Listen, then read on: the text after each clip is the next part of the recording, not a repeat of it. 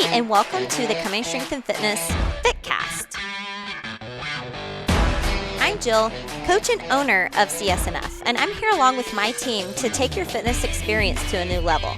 In each episode, we'll bring you helpful conversations with our coaches, members, and guests to provide additional value to your gym experience and understanding to our mission at CSNF to change lives through fitness.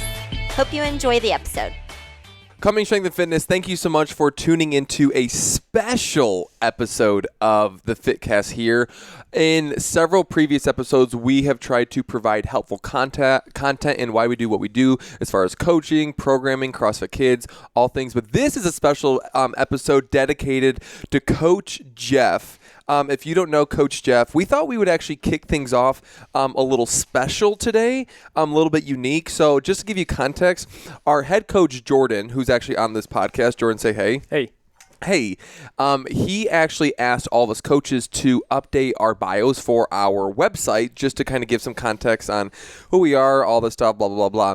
So the one and only Jeff Gravitt went ahead and submitted this as his not Instagram bio, his website bio, and we thought it would be special if you could just take a listen on who Jeff is. This is going to paint a picture perfectly. So, Jeff, first off, before you read that, how are you doing? I'm doing great. You're doing great. Thanks for tuning in and joining us and having this conversation. Whenever you're ready, why don't you go ahead and kick us off? It would be my pleasure. So here's the bio. The natural and precision with power and Hercules are just a few of the descriptors used to describe Jeff Gravitt.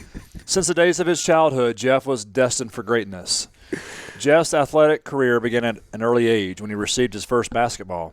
Jeff had the habit of dribbling the ball through the house, and it was then that he earned the nickname The Natural.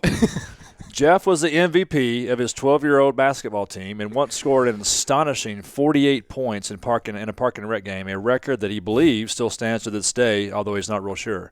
Oh, he's not real sure. Jeff went on to shatter records at North Forsyth High School, and after 4 years of excelling as a two-sport superstar, Jeff went on to chase his dream of playing collegiately. Although Jeff's statistics in college are nowhere to be found, he has gone on the record by humbly claiming that he was the best Division II basketball player that no one has ever heard of. After an under-the-radar collegiate career, Jeff transitioned to the barbell. Jeff taught himself the barbell movements, and although it can't be verified, it has been reported that people come from near and far to watch Jeff lift. Oh, my gosh. Jeff's fans have stated that watching Jeff lift is a mystical experience. He's a mystical and even supernatural. Critics have described Jeff as a one-lift wonder, which appears to be in reference to his success with the strict press. Jeff has challenged his critics to an arm wrestling contest, but to this day, no one has accepted the invitation. After a cycle of testosterone injections and dosages of creatine in the fall of 2013, Jeff began his CrossFit career. Jeff's success was almost instantaneous. After becoming a local CrossFit legend, whose popularity, by the way, was rarely noticed beyond his immediate family, Jeff began coaching. After meeting Hunter and Jill Thornton and impressing them with his humility and charm, he was asked to join their prestigious coaching staff at Coming Strength and Fitness. Since June of 2020, Jeff has impressed the gym's athletes with his ability to coach at a high level. Due to his persistence and determination, Jeff passed a CrossFit Level 1 test in his second attempt and proudly refers to himself as Coach CFL1 Trainer. Jeff is also the founder of #Humble Project. And then the last line, Jeff is not responsible for the truthfulness of this bio. Neither is the bio endorsed by any third parties. So there you go. My word. Jordan, what is your initial reaction when you hear that? What was your signing bonus? Right. When they got you. Well, actually, I'm very persuasive, so I talked Jill and Hunter into letting me join this prestigious coaching staff to join 5-figure, 6-figure, what are we talking about? Oh, easily 6. Jeff, that's phenomenal, and that's honestly a defining moment in our relationship. And I was like, you know what? Jeff is a guy that I can be around, that I like, that I can trust. He has that effect on people. Honestly, I don't even know why we need to continue this conversation. I mean, we're pretty much done right now. We should just publish that. Cut it. Before we get going, first off, guys, how are we doing? We've got some coaching under our belt today. We've coached some classes. We've got some classes coming up. But we are in the studio talking all things Coach Jeff, Farmer Jeff, Jeff Gravitt, the natural. Jeff, for the people who may not know you as well as others, go ahead and give us a couple-minute overview on who you are, what do you do, what have you done before, your personal history. Just kind of paint a picture on who Jeff is. Sure. Well, yeah, thanks. Well, I was born and raised here in this area. Went to North Forsyth High School, graduated in 1997.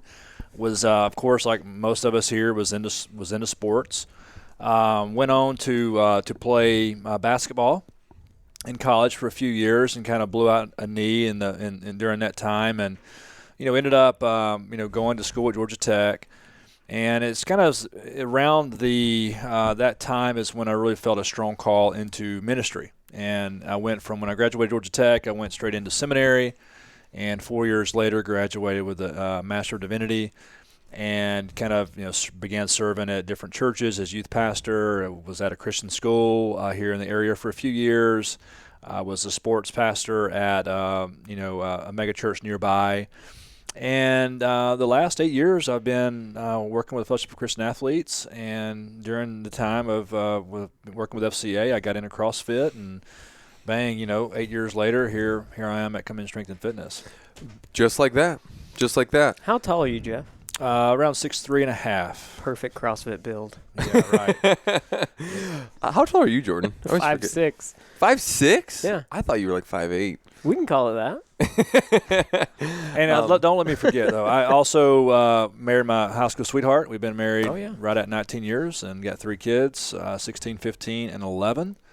And, just live off Holtzclaw Road, and I'm sure we'll get to the farming momentarily. But that's right. That's a big part of my life is just been on the farm and, just kind of doing some stuff with the cows and the chickens and just the cows and chickens. If you don't know, Jeff is a local legend. He's been here his entire life. And if you don't know Jeff, he's the kind of person that when you meet him, you want to know him more.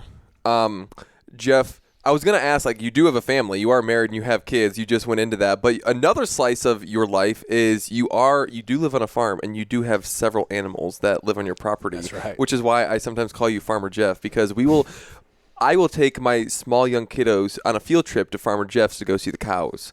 Can you just tell us a little bit about your farm? Because that's the dream setup out there. Sure. Well, my papa, Holtzclaw, Roy, he died in 1979 when I was 1. He bought the farm. Wait, that was his name? Holtzclaw is a family name? Right, yes. The Holtzclaw Road is named after the Holtzclaw brothers. Oh. And there's like 12 of them.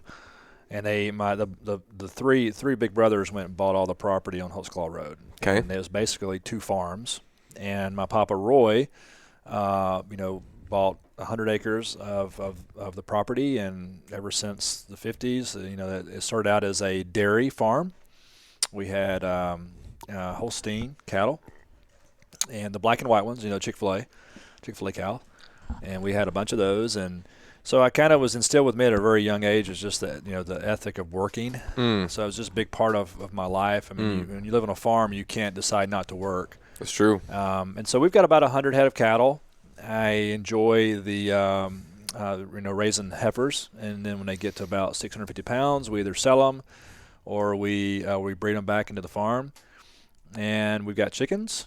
We have just a couple. Yeah, about 40,000 of those. Oh my gosh! And we Can raise. you imagine 40,000 chickens. We raise the chickens. We get them ready for the hen farm. So we keep them about 22 weeks. Give them as babies. Raise them until they're right at the stage where they begin to lay eggs. Now we never find any eggs on our farm. It's just when they're at that age, they leave our farm, and then they put them with roosters at a hen farm, and that's the eggs that. Wow.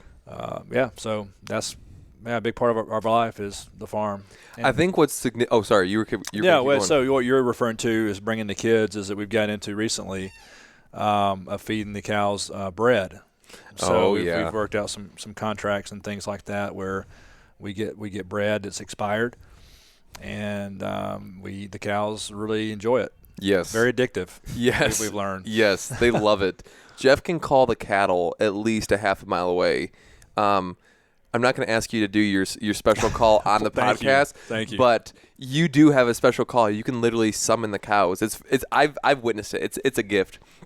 I think what's special about sharing that part of your life is when someone hears about your life, Jeff, they hear you have a family, you are also work with FCA, you are a career coach here at the gym, you have a farm going on.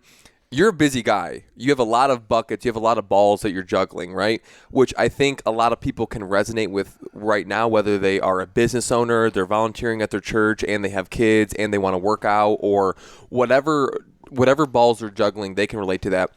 Jeff, how do you keep your priorities a priority, and how do you deal with just the busyness of life? Like, what are you anchored to? What's your North Star? What are some like reminders that you tell yourself? Like, how do you deal with the busyness of life in this season right now? Sure, that's a great question, and I'm not sure I do. Just to be transparent, it's always a challenge to prioritize. And when you've got 3 kids that are active, like most of them, I'm sure the listeners do, the children keep you busy. Marriage obviously keeps you busy. The gym, FCA. It's just, my thing has always been I guess my North Star is obviously my faith, which I'm sure we'll get to in a little bit. But just, I want to be used to make a difference in the lives of others.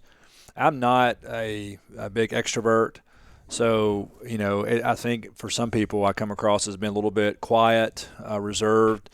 But, it's just, I guess that's the way God's wired me. Yeah. But I enjoy pouring myself into future leaders. And, I kind of go back to, I guess my life verse would be 2 Timothy 2:2, which was, Paul, the Apostle Paul's last book that he wrote. He was in Rome when he wrote it, and he was just probably days away from being executed by Nero. And he wrote to Timothy, which was his protege. Paul's in his 60s. Timothy's probably in his late 30s at this time. And he says in 2 Timothy 2:2, he says, "What you've heard from me, Timothy, in the presence of many witnesses, you entrust to faithful men and women who can teach others also." So that's kind of been my North Star is, Lord, use me as me to impact others. The first time I heard one of my mentors, when he prayed, he says, "Lord, use me as me. Express your life through me as me." And when I first heard that, I took a step back and I almost thought, man, that was almost like heretical. Use me as me. And it's like, isn't this all about Jesus? Right. And he's like, well, yeah, but Jesus wants to express his life through you as you, in your own unique way that he's wired you. And so that, for me, that has been, when I always try to hit the reset button, it's like, you know what, just be you, and everything else will take care of itself. I did have a question about that in a little bit, but here's a kind of like a side question in regards to that, is if someone's tuning into the podcast because they come to the gym, they know you, whatever reason they're listening to this, but maybe they're not really into the faith thing at all, but they hear you are and it's an important part of your life. What would you tell that person just regarding faith? Yeah, well, that's a really good question. I just always try to find out where people are, and I think a lot of times people don't really think too much about the things of eternal life and the afterlife and things. So, one of the questions that I have is, hey, what are your spiritual beliefs? And just have them talk, because people like to talk about what they believe in. Yeah. And, Jesus, you read the scriptures, you read the Gospels, Jesus, the people who were most attracted to him were those that were far from him. Very different. Yeah. And so I feel like that if we're truly expressing his life, people who believe differently than we do will be attracted to us. Because, it's people who are attracted to Jesus because of the way he loved. And I think a lot of times people turn away from Christianity because they have had bad experiences. Yes. And I always go back to the Gospels. Yes. People that were attracted to Jesus were those that were furthest from God. And so people that, that come from, to the gym that have different faiths, that's fine. Yeah. And here's the thing is, do you really truly believe in what you believe? Yeah, and that's a good question. Are you willing to die believing it? And eternity is too long to be wrong. So that's good. And if people are up for conversations, I always enjoy those conversations. I want to learn more about everyone and what they believe. People who were nothing like Jesus liked Jesus, and he liked them back. That's right. I love that sentence. You hit it nail on the head. Jeff, we're going to take a right turn. Sure. And I want to hear about how you personally got into CrossFit, because you got into CrossFit before coming Strength and Fitness, and your path intersected later here after you've already gotten into CrossFit, had some experience under your belt. Do you remember what your first CrossFit workout was? Oh, yeah. He's smiling. So what was it? It was Fran. It was Fran? Yikes. And it was in January. That was Jordan's programming.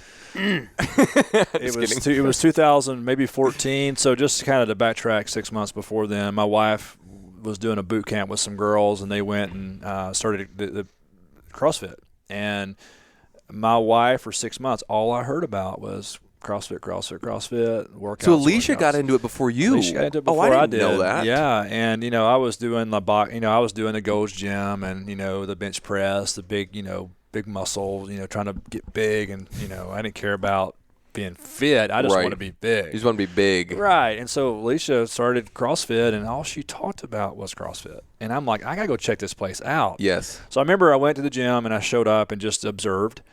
And the next day I went back, and it was Fran. And I didn't know what Fran was. I just started. I didn't know what a Fran was. Yeah, I was just like, I did P90X before I started CrossFit, so I was in pretty good shape as far as pull-ups. And so I think the weight was that day, I think it's 95, right? Yep. So I think he maybe put 75 on the bar. Uh-huh.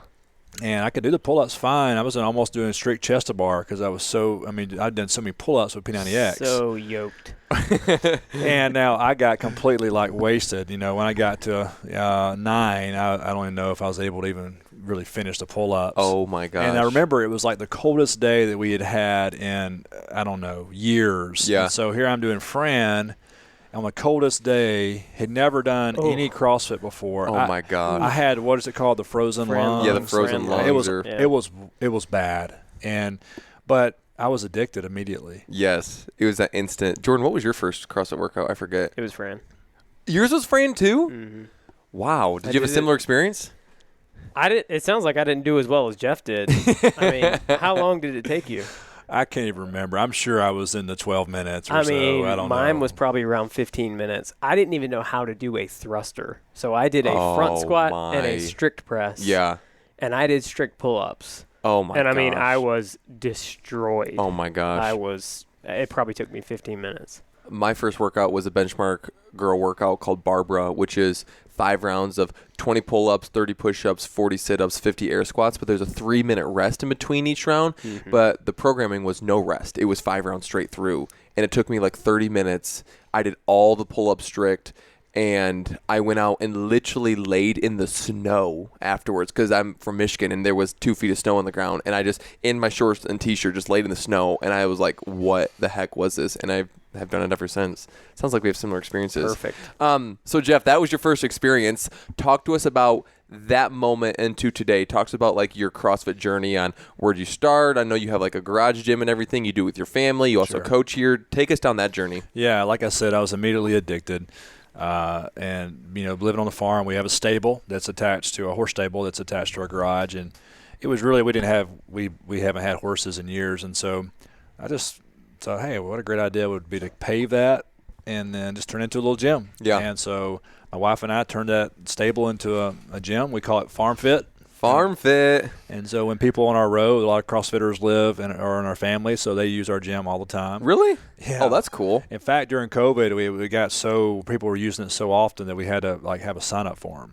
Did you really? Yeah. So that's So there's probably 20 CrossFitters on our road. That's part of our family. Oh, wow. Yeah. So that's been cool. That is cool. Yeah. Like I said, I was immediately addicted, and and being competitive like most CrossFitters or many of CrossFitters are, we just always wanted to just continue to get better. Right. In the gym I started at, we were always doing benchmark workouts almost once a week, and so just seeing the progress and want to continue to get better, that's kind of what fueled it. But I think, as Jill Thornton has said, I've heard her saying here before, that people come to CrossFit for the fitness, but they stay for the relationships, the community. And it has been a good combination of both of those for me. And so here I am now coaching. I just kind of got through into coaching. Really, I was not necessarily planning on it. The gym I was at they needed someone to fill in, and because the owner and his wife, they had a set of twins, and so I just was kind of thrown in. And now again, I welcome that opportunity, but I was doing a lot of coaching in a short period of time, so I learned how to coach. I was kind of baptized in it, right? Sure. Immersed in it, just like being dropped in a third world country, learning a different language. I had to learn quickly. Yeah. And that was before I had my L1, so I was watching a lot of videos, reading a lot of literature, and so that went on for a few months, and then Jill and Hunter reached out to me. I guess it was May or June of last year, which would have been 2020, and said, "Hey, we're looking for coaches. Do you know of anyone who may be interested?" Yeah. And I was like, "Sure, I know someone." Yeah. And I think it was kind of surprising to them because obviously, I have a full-time job, but I was really interested in this gym. Sure. Because at least for me, as I got into CrossFit and started learning the culture in the gyms, this gym particularly has a reputation of being like the elite, like the best. Sure. And the way they run the business, the number of members, and so I was always intrigued by the success of this gym. I was wondered what piqued your interest about it. Yeah, and so when they reached out to me, I was very quick to say I'm very interested. How did you know Hunter and Jill before? The first time I met them was at a flag football practice where I was coaching Ryder, their son. Oh, really? And I knew of them, and I kind of put two and two together. I saw them sitting over there. Hunter and Jill were sitting in their lounge chairs or whatever they brought to the field that day, and I'm like, I think that's Hunter and Jill, the owners of. So I went and introduced myself, and that was years ago. And Gotcha. So I coached Ryder in basketball and baseball. Okay. It's been a great journey. Gotcha. So you started coaching here a little over a year ago, which if you're listening, today is what is today? March of 2021. Mm-hmm. So back 2020. Talk to us about the past year coaching here. What has your time been like here? The relationships that people have got to meet, some of the things you've learned during coaching. Like why Coming Strength and Fitness? How has that impacted you? Yeah, great question. Well, I began right when COVID. When gyms were beginning to open back up. And so a lot of people were wanting to get in shape or get fit because, people were getting the sickest were people who perhaps maybe weren't in the best of shape, although there are exceptions to that, of course. So when I first started, I'm not sure, Jordan, you can correct me, but I don't know if there was any other coaches taking clients at the time. No, you started before me, and I started a couple months after you, so you probably were the only one. So it was really hit the ground running hard. And I had coached enough, and I was confident in some of the things that I was teaching, but Sure. I'm still no veteran. Sure. I feel like, at least on our coaching staff, I'm the one that has the most to learn. Sure. And I admit that, being the humble guy that I am, of course. I'm proud of that, right? That's right. But Proud of my humility. But it has been a great 9 months. Yeah. The coaches are incredible. I'm learning a whole lot about how to manage class, how to correct movements. And I know we're all learners, but, as far as our coaching staff, I'm the one that has the most to learn. Jordan, what was your first impression of Jeff? What was the first interaction you had with him? I don't remember our first interaction. I know that when Jill and Hunter told me, because we were looking for coaches, because we kind of had, basically Alexa and I during COVID went into kind of retain mode, right? So it was serving the existing members. It wasn't about bringing in new members. It was serving the existing. Jeff kind of came in and you came in as, all right, they're going to take on the new members. Gotcha. Because there was a lot of just getting people back in the gym after gyms opened back up. Some people were like, day one, let's go. Other people, you had to coax them to kind of come in. I know that when Jill and Hunter told me about Jeff, they kind of were like, we can't believe Jeff wants to coach. And I was like, okay, well, is that a good thing or a bad thing? And they're like, we never expected Jeff to want to take on a coaching role. And they had a very high opinion of Jeff. And I think we did do kind of a sit-in like this. Mm-hmm. And, Jeff was super humble, told us all about his background. And how he was That's a CrossFit legend. It's hard for me to beat, right? They had told me he was fittest in his age division. I don't remember which year that was. You were almost like qualified for the games or the online qualifier or something like that. Regionals or something, yeah. Yeah, like something, Rich something Froning really was chasing you, right? something like that. That was my first impression of Jeff, is that he was very calm. He did come off as very humble, right? He proved different later. But no, I like Jeff. Jeff's very comforting. I'm a little bit more. I'm a mixtrovert, so I'm kind of a mixtrovert. I haven't heard that term before. I can be very extroverted, like when I'm coaching, but it does take some energy from me, so I can't do it like all day, like probably you or Jill. Yeah. But I like being kind of quiet and reserved as well. So, yeah. So I like Jeff. Jeff, I don't know if you remember this, but the first time I met you was obviously last year. You were warming up on a bike. We were doing the same class, and I forgot who was coaching, but you had a blue shirt on and a headband, and I've never seen you before. And I look over, and we kind of like make eye contact, and you're like, "Hey, what's your name?" Just like immediately, just like out, like introducing yourself. And I'm like, "Hey, I'm Alex. What's your name?" I was like, "Hey, what's your name?" I was like, "Alex, what's yours?" "Jeff." And there was just this like little kid glow and smiling about him. He was just like a little kid on a bike, just smiling and just like, "Yeah, nice to meet you." And he just couldn't stop grinning. And I don't know if you knew of me or if I started coaching at that point, but immediately you were so happy to like meet a new person. And I still remember that. Just your face, it was glowing. It was just so. Do you remember what I'm talking about? I do. I remember when you were tying your shoe, and I was leaning down tying my shoe. Maybe it was before I was on the bike, but I asked Hunter, I'm like, "Who is that guy over there?" And he's like, "Oh, that's Alex Cottenham. He's like an elite athlete." That's not true. So I was immediately like trying to figure out, okay, how can I beat this guy? Already scheming. He's not that good. And I still remember the first workout. It was box jumps, it was kettlebell swings, and then lunges with the kettlebell. Yeah, and I'm like, oh. When we started, I'm like, I ain't no way I'm keeping up with this guy. I don't even remember that part. That's hilarious. But no, yeah, it's. Yeah, so that's you're correct. That was the first time. It's kind of like love at first sight. We just saw each Exactly other, right. and Yep. it's just been instant love ever since. That's exactly The what I was bromance. thinking. Jordan, I'm sorry. Maybe the bromance is real. Maybe one day you can get in on the bromance. Jeff, I think it's really cool letting us into your story, into the journey, into the direction that God has ultimately like led you down. If you had to answer the question like why you do what you do, I mean you do a lot, but you really are anchored. And you talked about it a little bit, but why do you do what you do?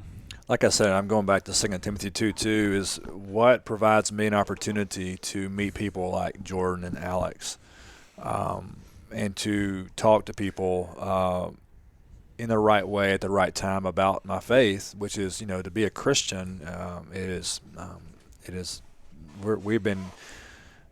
We've been told in Scripture that we are to go tell people about our faith. So what is the best way to build relationships and to express the life of Jesus and to tell people about Him? What is the best way to do that? Well, places that provide opportunities to build relational equity. Right. And that's good. So my question, because I'm like you said, we're all busy. Is doing this for any other reason other than making an impact in people's lives would be a compromise. So yeah, when I do what I do, I just want to have opportunities and be around people that I can build relationships with, and that I can share what matters most to me and hear what matters most to them. Yes. If you could tell the Coming Strength and Fitness community one thing right now, everyone's listening, you're on a box and you're going to tell them like 30 seconds really quick, what do you tell them? Oh, wow. That's a great question. I would probably, it's going to sound somewhat, cliche, but I would find the opportunity. If it was the last, as the only thing I could say is I wasn't promised another word, I would probably go to John 14:6. Jesus says, "I'm the way, the truth, and the life. No one comes to the Father but through me." I mean, if that's true, and if Christianity is true, then it's a game changer. So I would try to find opportunities and conversations to share what matters most to me and what I believe to be true and the best story that's ever been told. That's good. That's good. Jordan, I'm hogging all the Jeff questions. Do you have anything to input here? Are we serious questions still, or are we getting to the get into questions? Get into the fun stuff. I'm done with all the serious ones. All right. When is the most embarrassed you have ever been in your life? Yeah, well, there's been, I guess, in public speaking, you could probably point to several, but I remember when I had to take public speaking for the first time in my freshman year of college, and it was a night class. And I was the last person to go that particular night, and it was like getting late. I think it was like a 3-hour class, and it was already like past 9 o'clock. And so I got up, and I had my speech completely memorized. And I got about 2 lines out of my speech, and I completely forgot everything after that. Oh, so you already started the speech? I had already started the speech in front of the class. That's the worst. And here I am, part of what I do is public speaking. And so here I am, but obviously that was before. I mean, I was only 18, 19 years old. I hadn't done any public speaking much at that point, but completely forgot the my whole speech. And that's bad. I just turned and looked at the professor and says, if it's okay, I would like to go next week. And she was so gracious and was so kind and says, "Oh yes, it's been really late. I completely understand. Yes, you'll be first to go next week." And so that was embarrassing. You're lucky you had a gracious professor. I know. Because some could have ripped you a new one. Right. And another embarrassment was I remember, this is interesting. I was preaching a funeral, and a guy that had died, his name was, let's say, I'm just going to make up a name, Joe Smith. And so Joe Smith is dead, and I'm preaching his funeral. There's another guy at the church whose name is Joe, but his last name is like, Thomas or Thomas, something. it was Joe. They had the same first name, but different last names, of course. Right. So I started using the name of the guy that's still alive. Oh, no. When I was talking about. That's bad. So, yeah, instead of Joe Smith, who's dead, I was talking about, Joe Morgan, who's behind me in the choir. And so I remember when I was when I was speaking at the guys at the funeral, there was some laughing that went on behind me when I said the name Joe, which I thought I was saying Joe Smith. Yeah, I was saying actually Joe Morgan. Oh my gosh. Joe Morgan was still alive, and I had no idea until someone told me after. So I wasn't embarrassed in the moment because I had no idea. Right. But I was extremely embarrassed after. That's really bad. So that was pretty bad. Yeah. That's really bad. Jordan, do you have one? What are you most excited about? It can be about coaching or just life for the next 5 years. Oh wow. Ooh. What's the first thing that you're most excited about? Well, I'm 43. There are periods of time where I'm not as fit as I have been in the past, but I really, and I don't think I have any chance in the world, but I still would like to make like one final push run. At Rich Froning. Yeah, Rich Froning. That's exactly right. So, yeah, I get excited about that because my body starts feeling good, and I start like going harder, and then I'll tweak something. But I really would like to dial in for one last push. I say one last push. I mean, one last intentional phase that you're really going to dedicate. Just say how good can I be as a 43-year-old or 45-year-old or 47-year-old? Right. That's what excites me. And another thing that excites me too is just I've got vision of the farm and turn it into more of something that the public can participate in. So stay tuned. That's just a little cliffhanger. Exactly. People don't know that Rich Froning got the headband from you. That's right. He saw a picture of Jeff Gravitt, and he's like, "Crap, I gotta local legend for Forsyth County." Exactly. Rich is like, "I got to get on board." Yeah. All right, guys. Jeff, first off, thank you. This has been just a treasured time, just getting to know you a little bit more, getting to speak into the Coming Strength and Fitness podcast a little bit about who you are, what you do, and why you do it. I think to end us, we're going to play, I think, around 10 of them, this or that, and it has to be lightning round, and you got to just, your initial gut reaction, tell me which one, okay? Is there a question about Waffle House on there? There's not. There should be. There should be, but we already know the answer to that. Yeah. Jeff is actually, out of all the sponsors that he has dozens of sponsors. Waffle House is the number one. That's Waffle right. House sponsors Jeff Gravitt. If he's not coaching in class or working out, you can find him across the road at Waffle House. True. The first time I've ever tried Waffle House was with you. I know. I couldn't believe it. You know, what are you, 26, 27? Yeah. You never had Waffle House. Never. Uncultured, man. Until you met me. Isn't that crazy? All right, both of you. Ready? Cake or pie? Pie. Yeah, I think I agree too. Swimming or sunbathing? Swimming. High tech or low tech? Low tech. Really? That's interesting coming from Jordan. Yeah, I spent too many years in tech. Too many failure parts. Big party or small gathering? Small gathering. Easy. Yeah. New clothes or new phone? New clothes. Yeah, I guess new clothes. I'm wearing new shorts today. Yeah, they look great. Thank you. Are you sponsored? Those Lulu?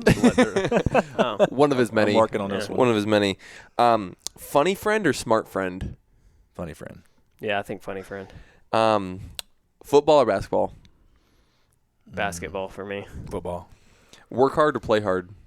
Work hard. Yeah, both. He says both in a this or that. Nice car or nice home interior?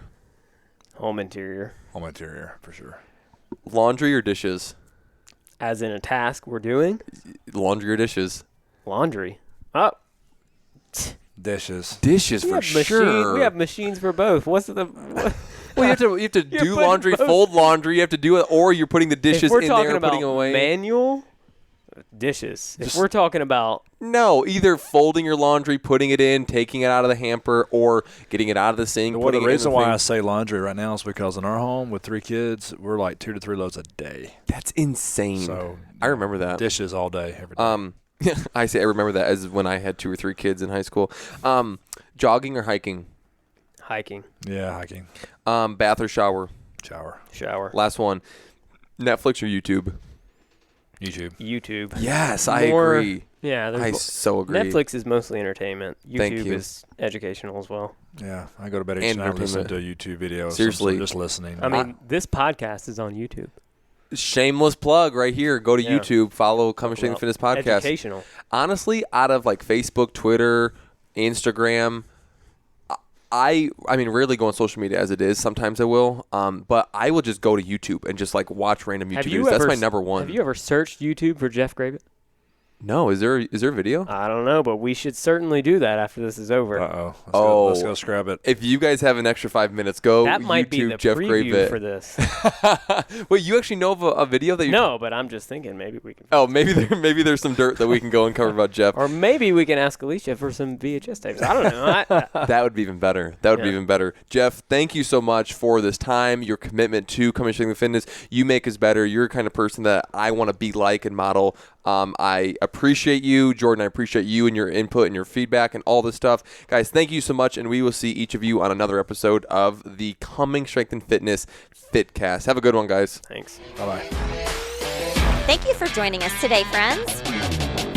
We hope you enjoyed this conversation and gained a greater understanding of the mission and vision of the CSNF community. Check us out on Facebook and Instagram under Coming Strength and Fitness, or hit us up on comingstrengthandfitness.com. See you next time.